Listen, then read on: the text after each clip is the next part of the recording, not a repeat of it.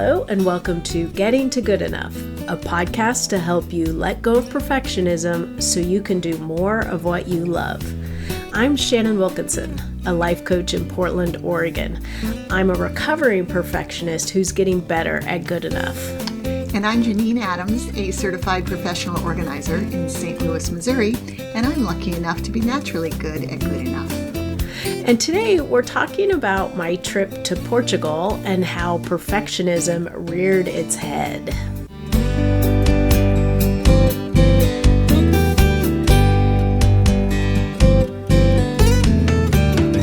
Janine. Hey Shannon, how you doing? I'm great. How are you? I'm great. Welcome back. I missed you. Oh, I missed you too. I had such an amazing time, but it's so good to be back. Well, that's the best kind of trip, isn't it? Yeah. Oh, that's good. I felt, I knew I could text you and stuff, and we texted a little bit, but just having you in a different country for that extended period of time was most unsettling. It feels weird, doesn't it? Mm-hmm. Yeah, so it's nice to be talking to you. Yeah, it is. It's good to be back into our routine, and I'm happy to be sort of getting settled back in. And I mean, I had a pretty great routine while I was gone, but it was not a real life routine. But you created a good one. Glad to hear it. Yeah, I mean, it was pretty straightforward. Get up, pick one of two shirts to put on, get dressed, walk, go to wherever I'm staying, take a shower, wash whatever I wore that day in the shower, hang it up, find somewhere to eat, and then go to bed and do it all over again the next day. Well, I certainly saw your pictures on social media and the ones that you texted me, and what you just described doesn't convey the beauty and everything, amazing things that you saw. Before we talk about that, though, I have to ask, did you wash your shirts in the shower while you wore it? Did you wear it in the shower to wash it? No, because it's really hard to take them off while they're wet. Oh, okay. Okay, that makes sense. Yeah. It's kind of sad, though. Yeah. It seems like that would be so convenient. Yeah, no, it seems like a good idea, but then you have to take off wet clothes, which if you have ever tried, you would know it's nearly impossible. Yeah. I'd probably fall over. Yeah, and break a hip. So was it everything or some of the things you expected? Oh, do we need to tell people where you went? And just in case probably. First time listeners, I mean, it feels like I've talked about it so much. Like everybody knows what I did. Right. So I walked the Camino de Santiago, and I took the Portuguese route, and I started in Porto, Portugal, and then walked to Santiago de Compostela, Spain. And I took a few different routes to get there, and I ended up taking about 18 days. There are 2 rest days included in there, and I walked about 217 miles. 217, 17? Mm-hmm. That's amazing. In 18 days, 2 of which were rest. Wow. Right. That's some mileage. Yeah. Yeah, Mike did the math and was like, oh my gosh, it's like you walked a half marathon every day. Yeah, right. Oh my gosh. I've done it, as you know, I've walked a couple of half marathons, like 3, but I was always very tired at the end. Yeah, I did. There were a couple of days. I mean, there was one day where I think I ended up at 17, almost 18 miles, and it was a hot day, and I was pretty tired after that, and I was a little slow to get moving the next day, but I never felt bad. I was never like achy. I never felt too tired. That's amazing. And you never regretted your decision to do this? Never. Oh, good. Never. I mean, there were points where it was like, This is so weird. What was I thinking? Yeah. I would. Why did I think this was a good idea? But I never didn't like it. I never wished that I wasn't there. Mm-hmm. But there were days where I was like, this is such a bizarre thing that I'm doing. Mm-hmm. Yeah. And did you meet lots of nice people? I did. I met tons of nice people. I met other pilgrims. I met just random people traveling, people I stayed with. I met great people, and all the Portuguese people I met. And then I was in the western part of Spain in Galicia, which feels they're not Spain. They feel very separate from Spain, different from Spain. They have their own language, and that is much more similar to Portuguese than to Spanish, interestingly. Everyone was so nice and helpful, and it really was. And I hesitate to label things the something of a lifetime, but this really was the trip of a lifetime. Yeah. I'm just so glad you got to take it, especially since you had to cancel it in 2020. Right. And now you're 2 years older. You didn't want to delay it much longer, I wouldn't think. Yeah. I don't know. Maybe you'll go back and do it in 10 years. I shouldn't say that. There were people. I think the oldest person I saw was in their 80s. Oh my gosh, and then that's amazing. There were people with young kids doing it. Teenagers, is all ages, really. A lot of retired people.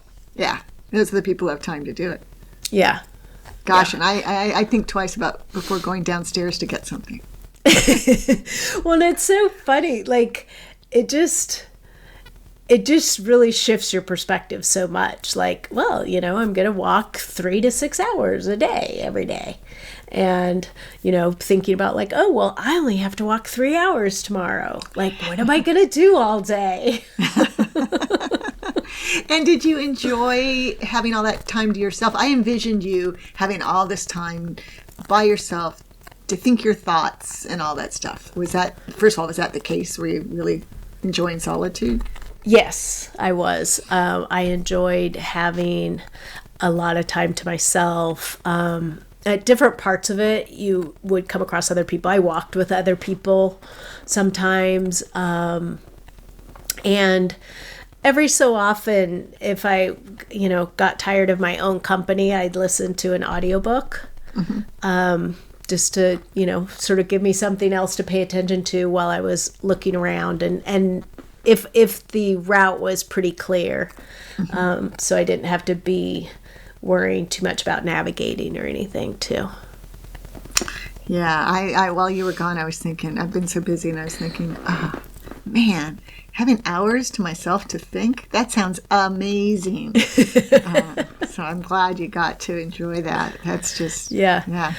Well, and also it was time to not think. Mm-hmm. It was a lot of time to just sort of be super present in what I was doing and notice what was happening around me and smell the smells and listen to the sounds. And, I heard birds that I've never heard before. Very cool. And yeah. So it was a really good mix of everything. Oh, that's great. And the weather? Yeah. A really good mix of everything. Going into the trip, I was really concerned about heat. Mm-hmm. And so I was sort of focused on things that would keep me cool and sort of managing that. And then the extended forecast changed, and it was going to be raining when I got there. Oh. So then all of a sudden I had to think about staying dry, and and so I did some last minute changing to my packing, which I wasn't super happy about, but worked out fine. I thought I would be cold, but it was in the 70s when it was raining, so I wasn't cold. I didn't actually. I put on my raincoat once, and I just got too warm, so I took it off. It was easier to get wet and dry out. All my clothes were quick dry. It was easier to get wet and let it dry than to overheat in my raincoat. Right. Wow. Huh. Yeah. Wow. So many questions. Did you, I think I know the answer to this, did you keep a record of things you saw and so forth? I did. I wasn't sure if I was going to share on social media or not. I wanted to make sure that, I sort of stayed in my experience as opposed to, getting lost on Facebook or Instagram or something. But I started sharing, and Instagram limits you to 10 photos. So I would pick 10 photos from my day and then sort of share what the day's experience was. And it was actually super enjoyable for me to do that, to sort of go through what I had taken pictures of that day and decide what I wanted to share and how to talk about it.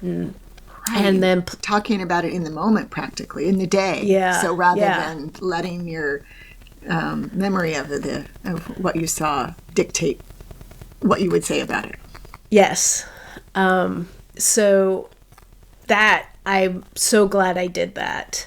And it also was really nice to get all the support I got from people who were responding to my posts. It felt like I wasn't doing it by myself. Right. And you kept a journal too, right? I did. I kept a journal, and I started a sketch journal, but that I did not keep up with. Interesting. And it became too much work, like to do pictures and then do, to write and then to draw. And so, this might surprise you, but I started to get a little perfectionistic about it. Right. I would think that would be so easy to happen if you're making sketches. You want them to be really great, and that's well, and I made I made my own sketchbook that actually unfolds so that it would become this big thing that I could frame if I wanted to. So I put a little pressure on myself. Yeah. Gee, suitable for framing. Oh no. Yeah. And all of them had to be suitable for framing for this to work. Yeah. Right. So that went by the wayside, but I did keep notes of things that I wanted to draw, because there was things that I couldn't really capture in photos that I wanted to draw something about. And so what I've actually started doing is going back and sort of looking at things and doing a sketch journal after the fact, which is kind of fun because I'm like reliving it. Well, it's still fairly fresh, but I did so many different things. I went to so many different places that there's plenty of stuff that I'd already forgotten about. It's like, oh, right, I forgot about that. So it's kind of nice to revivify it for myself in that practice. Oh yeah, that's really great, and you'll end up with potentially something suitable for framing. Yes. Or for keeping on your shelf. Right. And enjoying later. And kudos to you for using the word revivify. Thank you. You're welcome. Were there other ways that perfectionism came up? Yeah, when I as I mentioned, I sort of hesitate the label, trip of a lifetime. Because I feel like that is too much pressure. And also like, well, I hope I have other really great trips. Like, this can't be a trip of a lifetime, because like, then what do I have to do next? And so, but I at some point I sort of realized like, oh, this particular trip is a trip of a lifetime, because I can never do anything like this again. I will never have my first, walk of the Camino de Santiago. Like can never be recreated. It will never be the same. And when I had that thought, then that was quickly followed with like, well, I want to get it right. Like I want to make sure I do this right. Like I don't want to miss out on anything. I want to make sure I do all the things, which is impossible. Right. Yeah. So that added a little bit of pressure to the way you were viewing what you were going to do. I mean, yes. I'm assuming you made choices every day about what you were going to do. Is that right? Yeah, I did. I made choices about route. I made choices about where I was going to stay.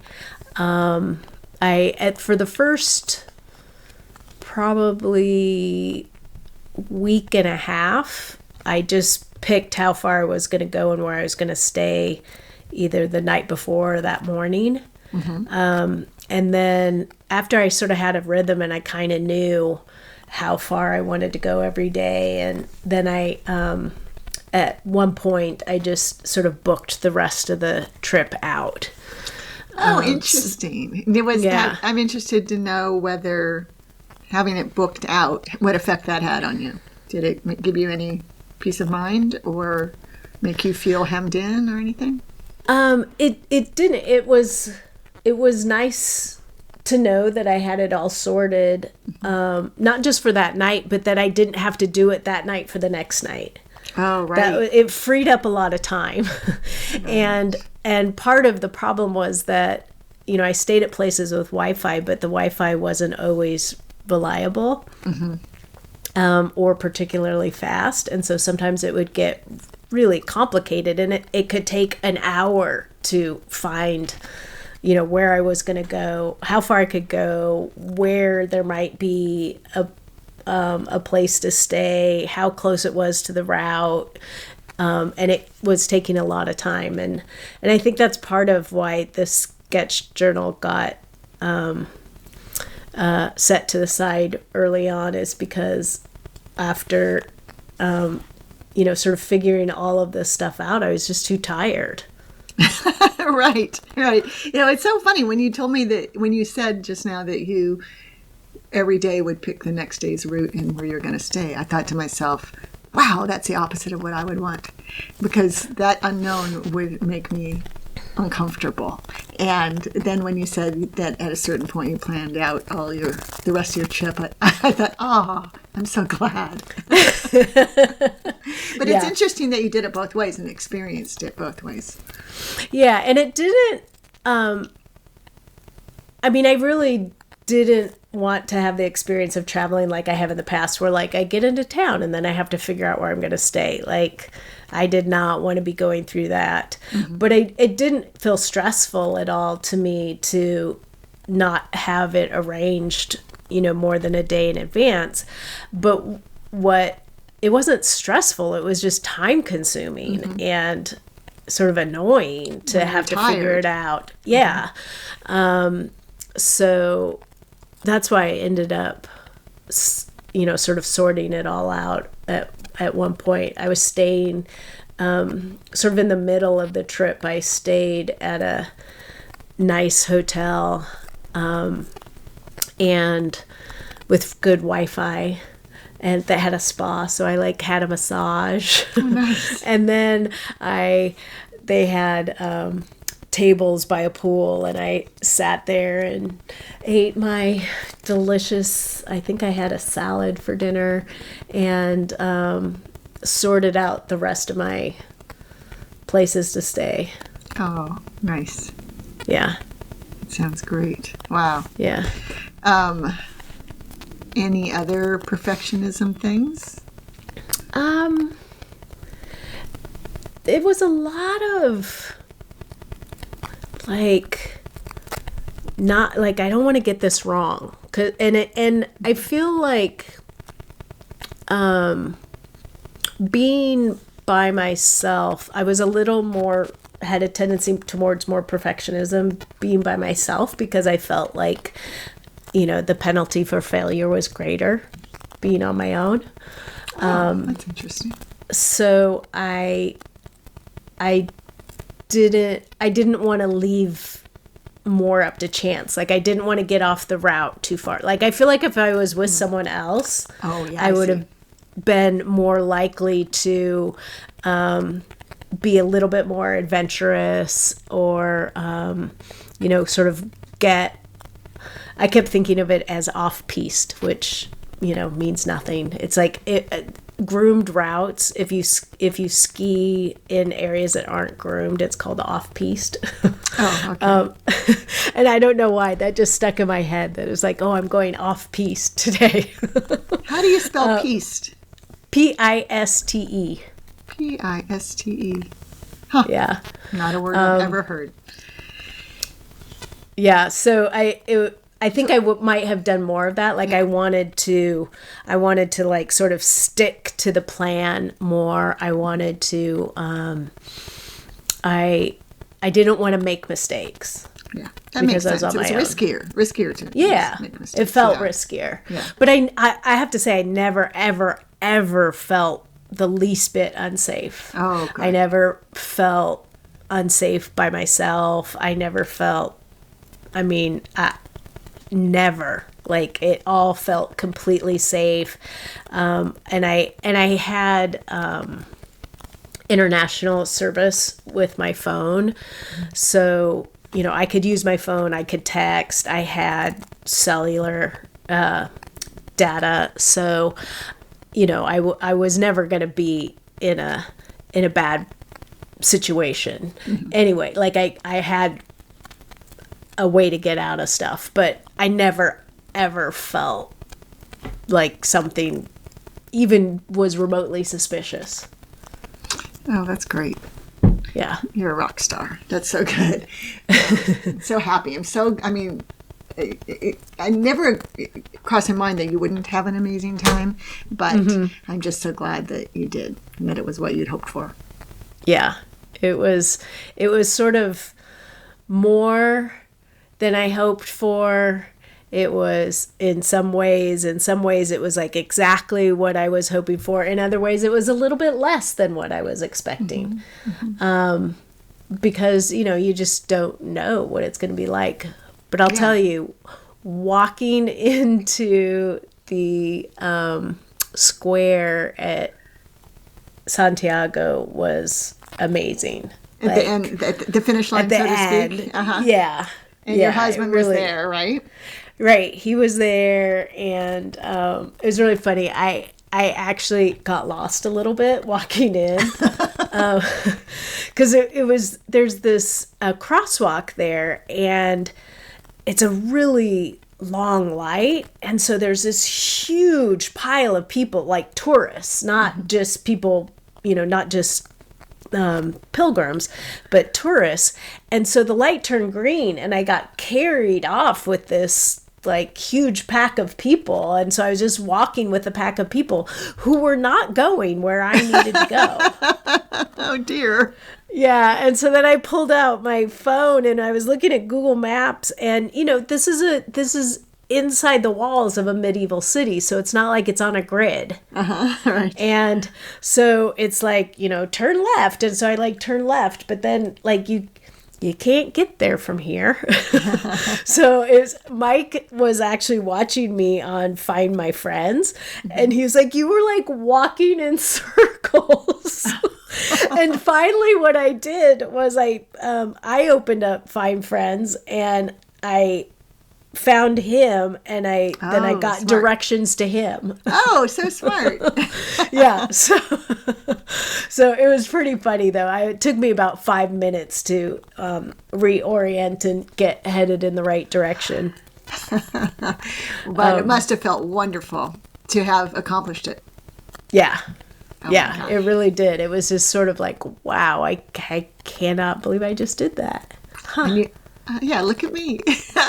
And you're so smart that you built in a vacation after that. So you didn't have to rush back to real life. And you can enjoy your time there where you weren't on a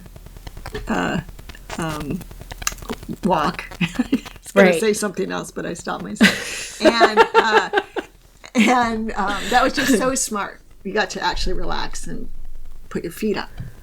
Yeah. And then when we drove back down through Spain and Portugal, I showed Mike some of the parts of my route. And so he got to see some of the things, some of the places where I walk through, and I got to see them in a different way. You know, instead of just walking through them, I got to really kind of experience them and enjoy them in a different way, which was nice. Yeah, very cool. Well, welcome home. Yeah.